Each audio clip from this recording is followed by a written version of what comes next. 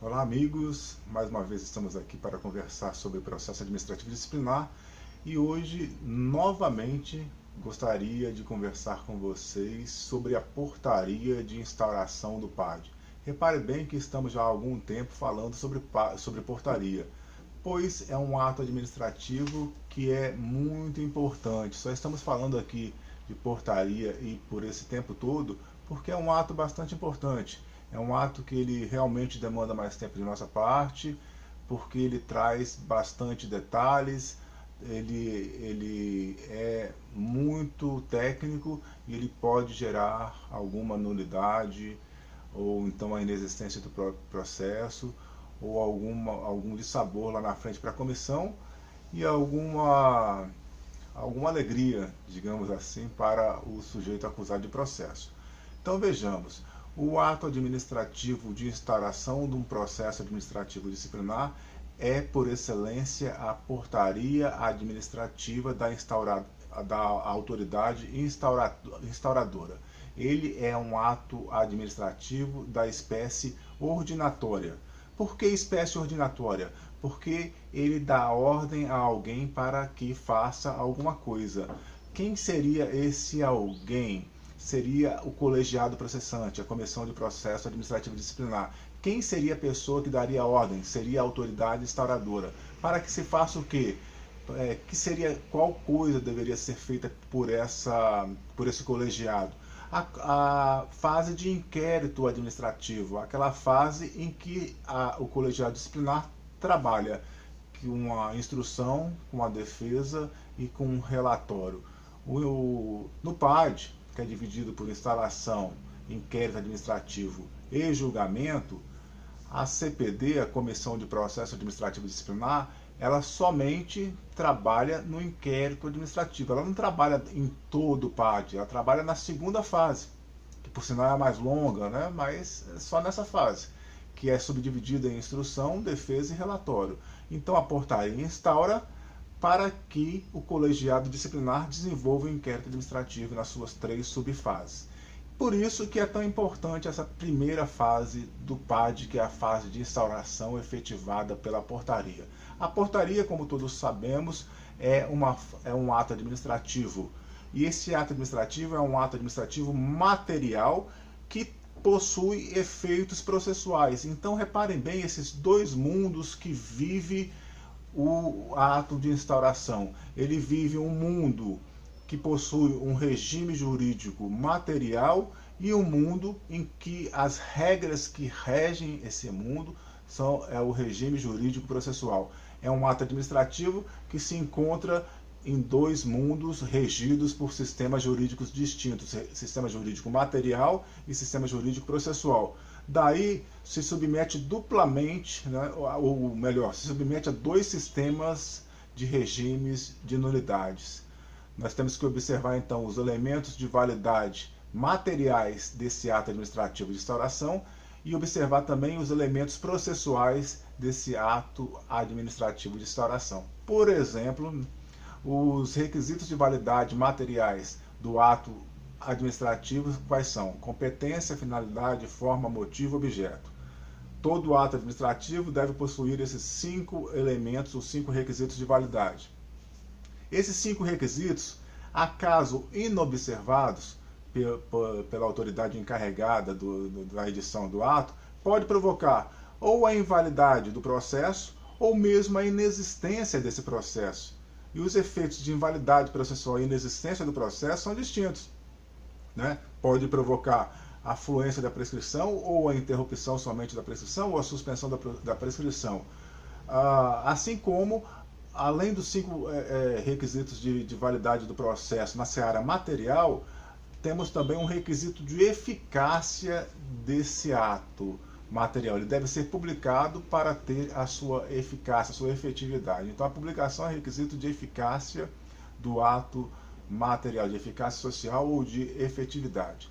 Então, recapitulando tudo isso para o PAD, a portaria ela deve ser elaborada, deve ser editada, a pessoa deve chegar lá e fazer a minuta da portaria, aquele auxiliar administrativo, e a autoridade instauradora deve assinar esse ato de instauração. Nesse ponto, nós temos um ato perfeito, em que o ato foi elaborado e assinado. As etapas todas foram concluídas. Aquele procedimento todo de pré-instrução, análise, pareceres e tudo mais, minuta de portaria e a edição da portaria, a minuta de portaria com a sua edição e a assinatura da autoridade instauradora. Nesse momento, nós temos a perfeição do ato. O ato perfeito, vamos analisar se constam todos os elementos de sua validade. A autoridade que assinou realmente é a autoridade competente? Se for, nós temos o sujeito competente. Temos o motivo, a finalidade, a forma e o objeto? Caso sim, caso todos eles estejam ali, nós teremos então todos os requisitos de validade do ato administrativo de instauração. Olha, o ato foi instaurado em razão de ter chegado no nosso órgão administrativo, no órgão de correições, ou então no gabinete do chefe máximo aqui do nosso órgão estadual, regional, uma notícia de ilícito disciplinar, uma notícia de infração administrativa disciplinar, em face de determinado servidor público que no dia tal teria cometido determinada infração. Então, por esse motivo, a autoridade instauradora editou o ato determinando à comissão de disciplina que se apure tal infração para verificar se o fato foi verídico ou não e oferecer também o contraditório, ampla defesa e todos os recursos e direitos que acompanham esse contraditório, essa ampla defesa e os direitos e garantias fundamentais previstos lá no artigo 5º da Constituição Federal e em legislações esparsas também. Reparem só, pessoal, se a portaria não tiver a assinatura da autoridade competente, essa portaria não é perfeita, o ato não é perfeito. Logo, mesmo tendo sido publicada e mesmo constando todos os outros os requisitos de validade desse ato administrativo, por não haver a perfeição desse ato, o processo não existe. Se o ato administrativo que deu aso à instauração não completou todas as etapas de sua elaboração, aí pulou a assinatura, né? E foi para a fase de publicação, dando efetividade a algo incompleto, o processo é inexistente. Reparem que uma etapa material lá do mundo do direito material e de suas regras e de seus sistemas de nulidade deu aso à inexistência do processo administrativo. Viram como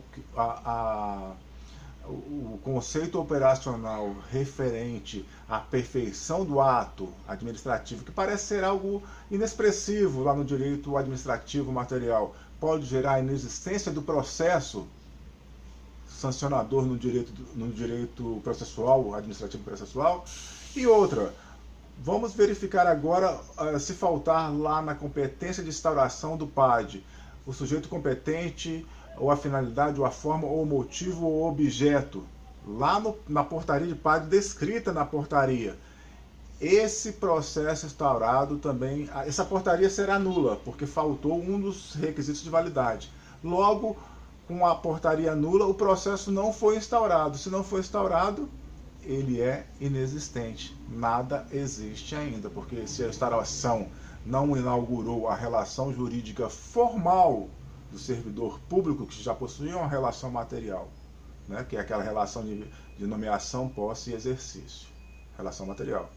Se não houve a inauguração da relação formal com a portaria, que foi anulada porque faltou um dos requisitos de validade, esse processo também não existe. A nulidade da portaria, ou seja, do ato de instauração, provoca a inexistência do processo. Reparem bem, falta de perfeição do ato administrativo de instauração provoca inexistência do processo. Falta de legalidade do ato de instauração, ou seja, a nulidade do ato de instauração provoca a inexistência do processo. Falta de publicação do ato de instauração, que daria efetividade a esse ato de instauração, ou seja, efetivamente instauraria o processo, efetivamente inauguraria a relação jurídica processual com base numa relação jurídica formal pré-existente, a nulidade disso também provoca a inexistência do processo.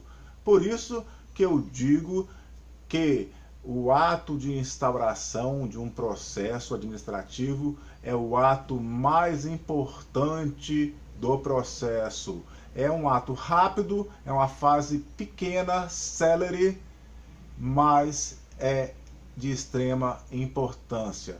Prestem atenção nisso, autoridades instauradoras.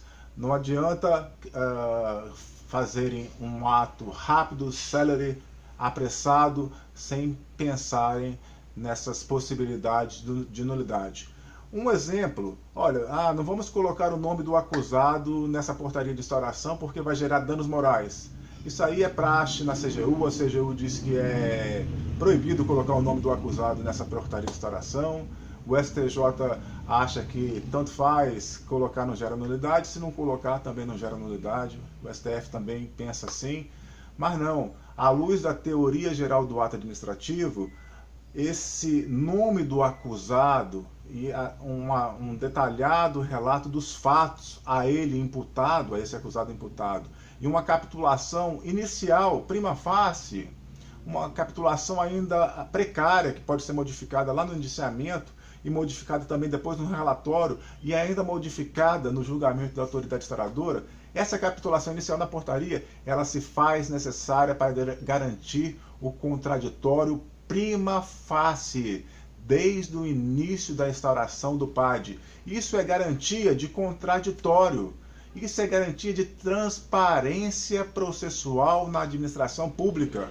Em plena a moda, digamos assim, ou em plena era de transparência no serviço público, vamos omitir o nome de uma pessoa acusada numa portaria sob a alegação de que estamos preservando o direito à intimidade. O que é isso? Isso não existe. Daqui a pouco a pessoa, isso acontece muito, passa a vida inteira sendo intimada como testemunha num processo e só descobre que é acusado nesse processo lá no indiciamento, no final da fase de instrução processual, onde já não há mais tempo de arrolar testemunha, porque todas as testemunhas já foram ouvidas, não há mais tempo de requerer diligências, porque todas as diligências já foram feitas, e pior, ela foi ouvida sob o compromisso de dizer a verdade, prestou o compromisso de dizer a verdade, foi ouvida em termo de depoimento e não em termo de declaração. Aí sim, é não transparente, é uma surpresa para aquela testemunha que se vê indiciada ou interrogada, se vê intimada para prestar interrogatório no final da fase de instrução. Viu? Isso sim é uma aberração, é um susto para aquele servidor que se vê pego de surpresa no final da fase de instrução. Então devemos capitular, devemos nomear, trazer o nome do acusado, a matrícula, o cargo, quais são os fatos imputados a esse servidor e qual é a capitulação inicial vinculante ou relativa a esses fatos. Isso é regra de transparência, é regra de legalidade, é regra de teoria geral do ato administrativo para que se evite a nulidade do ato. Mas podemos fazer a fundamentação aliunde ou per relatione, aquela fundamentação assim, dizer que tudo isso está naquele processo tal? Poderíamos até fazer, mas como é um ato formal que inaugura o processo, isso deve vir estampado na portaria para que, de plano, o servidor leia e entenda que responde a um processo e o quantum, qual a extensão em que responde esse processo. Por hoje é só. Muito obrigado mais uma vez e até a próxima. Obrigado.